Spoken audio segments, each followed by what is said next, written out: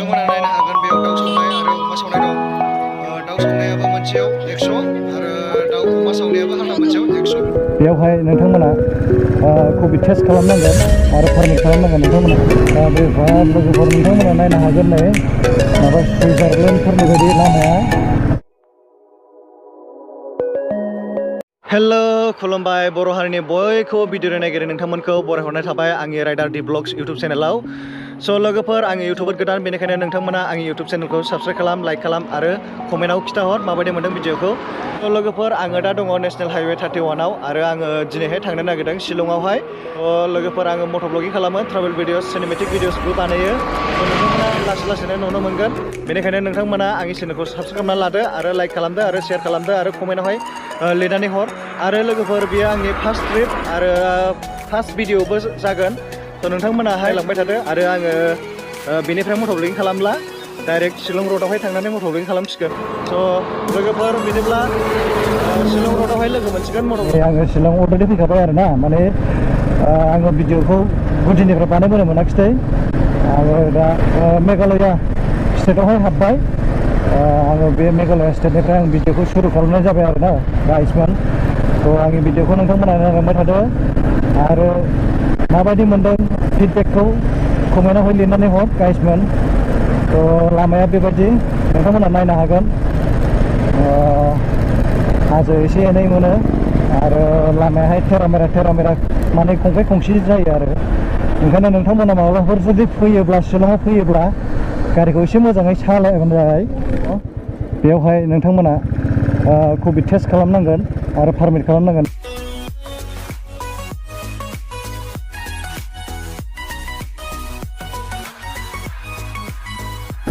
चेकपस्टनिफ्राय बाहेरायाव फैबाय, माने चेकपस्ट खालामो। चेकपस्टआव माने चेक खालामो आरोना, जेनेबा नोङो मेघालया जेनेबा जोंनि नर्थ इस्टनि मोनसे स्टेटसो नालाय, जोंनि आसामावथ' जेनेबा आलदा स्टेट जाबाय नालाय। बेनिखायनो नोंथांमोना जेखि जायगानिफ्राय फैया मानो नोंथांमोनाहाय मोनसे पारमिट लानांगौ आरो ना। माने पारमिटाहाय ओरैबायदि गोरलै प्रसेस आरोना, नोंथांमोना मबाइलावहाय प्ले स्ट'राव थांनानै मेघालया टुरिज्म एपखौ डाउनलड खालामनानै बेनिफ्राय इनभाइटआव थांनांगौ। ओमफ्राय इनभाइटआव थांनानै ओमफ्राय बिदिनो नोंखौहाय फट' खेबनांगौ, ओमफ्राय आधार कार्ड आपल'ड खालामनांगौ आरो ना। ओमफ्राय बेनिफ्राय आपल'ड खालामनानै नोंनि नाम एड्रेस गासिखौबो होजोबनानै बेनि एड्रेसखौ होनांगौ आरो ना। एटलिस्ट नोङो साननै माने हटेलावहाय बुकिं खालामनानै थानायखौ होनांगौ आरो ना लोगोफोर। ओमफ्राय बेनिफ्राय बेखौहाय मोनसे QR क'ड बायदि मोनो, नोंथांमोनाहाय काउन्टाराव दिन्थिदो, होनब्लानो मोनसे काउन्टारनिफ्राय मोनसे लेखा हरगोन आरो ना। ओमफ्राय बे लेखाखौ हरब्लानो नोंथांमोनाहाय थांनो मोनगोन आरो बेबायदि आरो ना। ओमफ्राय बे लेखाखौहाय माने मोजाङै लानांगौ, माने हजोंहाय सिङावहाय जेनेबा नोंथांमोनाहाय बे बुस्थुखौहाय लानांगौ आरो ना। बे पारमिसन मोननायनि मोनसे लेखायावहाय लिरना हरनायखौ सिल बुना हरनाय थायो बेखौहाय। बिदिब्ला लोगोफोर सफैगासिनो दङ, शिलं पुलिस बाजार थांगासिनो दङ। नायदो नोंथांमोना जायगाखौ, लामाफोरखौ नायदो माबायदि सिनारिया। माने लामायाहाय गयरा गयरि जाबाय थायो आरो ना। माने आंथ' मोजांसो मोनो गयरा गयरि लामायावहाय गारि सालायनो, थेरा मेरा। बेनोसै आरो लोगोफोर, नोंथांमोना नायनानै लानो हागोन। बाब लोगोफोर नोंथांमोना नायनो हागोन नै माबा सुइजारलेण्डफोरनि बायदि लामाया गयरा गयरिनो, माने हाजोआवहाय दावखोनाय आरो ना। लुमुम्फिनो लामायाव माबा लुमुम्फि होननाय जायगानि नामा, मा लुमुम्फि माबायदि जायगाथाय आंबो नुफेराखै लोगोफोर, मानोना आं फार्स्ट टाइम शिलंआवहाय।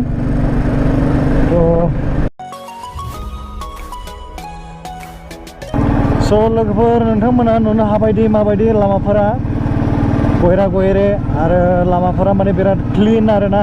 आं जेसेबां दासिमावहाय नुबोदों बिराद क्लिन नुदों लामाफोरखौ। आरो नायनो हागोन नै लामाफोरा माने एसे थाल लानानै सालायनांगौ आरो बेयावहाय। लामाफोरा माने दसेनो गोजौ दसेनो गाहाय मोनो, माने हाजो जायगानि लामा नालाय लोगोफोर।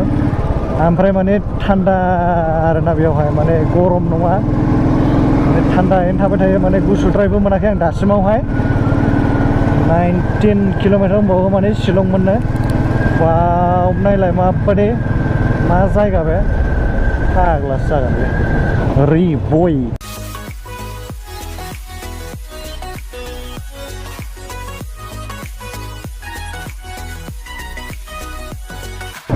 लोग मोनबाय बारा गोजान गैलिया शिलं पुलिस बाजार खाथि खालायावनो थागोन माने आङो बारा गोजान थांलिया स' लोगोफोर दायो टाइमा जाबाय 1टा बेनिखायनो आङो डेस्टिनेशनसिम सहैनो थाखाय एसे बोलो होबाय लोगोफोर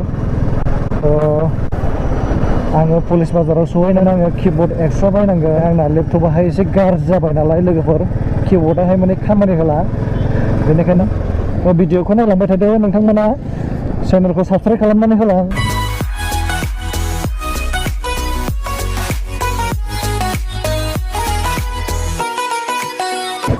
लोगोफोर बिदिब्ला आं नोंसोरनो मोनसे बाथ्रा बुंनि आङो दा दंफैयो शिलंनि पुलिस बाजाराव आरो आं दा नोंसोरनो देखायनो नागिरदों शिलंनि पुलिस बाजारखौ बेयावहाय मा मोनो आरो मा मोना नोंथांमोना भिडिअखौ नायलांबाय थ'दो बिदिब्ला स' लोगोफोर नोंथांमोना नुगासिनो आंनि उनावहाय आङो दंफैयो दा पुलिस बाजाराव नोंथांमोना नायनो हागोन बेसेबां बिहिर नोंथांमोना नायनो हागोन नै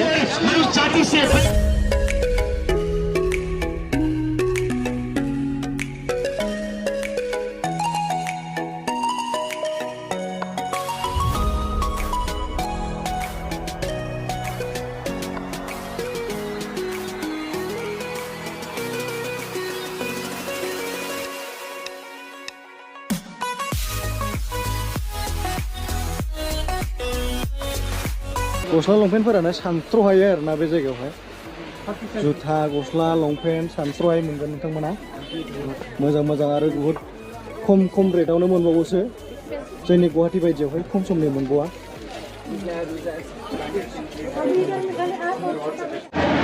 स' लोगोफोर नोंथांमोना नुनो हाबाय नै माबायदि सेन्देल मोनो जुथा मोनो बेयावहाय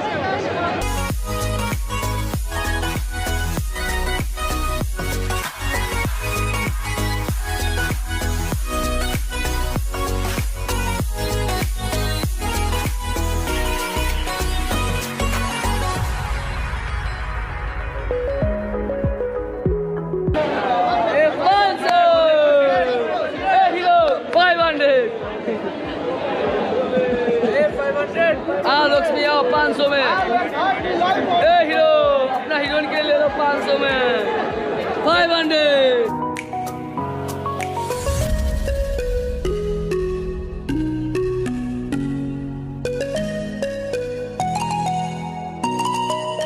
स' लोगोफोर नोंथांमोना नुनो हाबाय जों पुलिस बाजारा बेसे गिदिर आरो बेवहाय मा मोननो हायो नोंथांमोना नायनो हागोन बेयाव दाउ सावनाय आरो अमा सावनाय दं दाउ सावनायाबो मोनसेयाव 100 आरो अमा सावनायाबो हाल्था मोनसेयाव 100 स' लोगोफोर दिनैनि भिडिअखौ बेयावनो फोजोबनाय जानोसै मानोना आङो दहाय बाजारावहाय फोजोबनो हायाखिसै मानोना बुहुत बिहिरथा गाइस आरो नोंथांमोनाबो फैबा नुनो मोनगोन आरो बेवहाय नोंथांमोना बुहुत बायदिसिना एक्सपिरियेन्स खालामनो मोनगोन बुहुत बायदिसिना माने जानो बायदिसिना मोनजागोन आरोना बेवहाय फैब्ला नोंथांमोना आरो गाननाय जोमनायखौथ' नोंथांमोना नुखाबायानो जे बेसेबां खमाव होनबा दिनैहाय भिडिअखौ बेयावनो फोजोबसै आरो गाबोननि एपिसडखौ नायनो दाबाव नोंथांमोना मोजां भिडिअ नुलांगासिनो थागोन स' बाय बाय